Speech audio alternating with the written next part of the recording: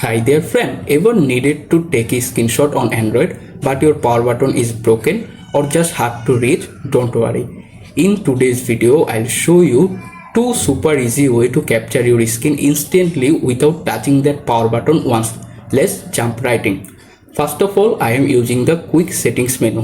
To do that, simply swipe the top of the screen to open notification panel, then swipe again to open the quick panel menu. Here, you can look for the take screenshot or screenshot option appear. If you found them, tap on it and automatically capture your screen.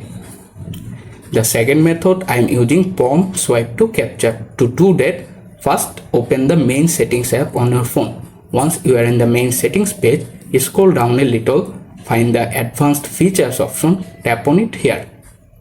Within the page, find the motion and gestures option, click on it. In the motion and gesture menu, scroll down to the bottom. Here you can find the palm swipe to capture.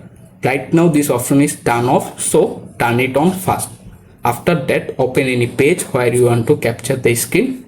Then simply swipe across the right to left or left to right on your screen and automatically capture it. If this quick trick save your day, hit that like button and subscribe for more useful Android tips.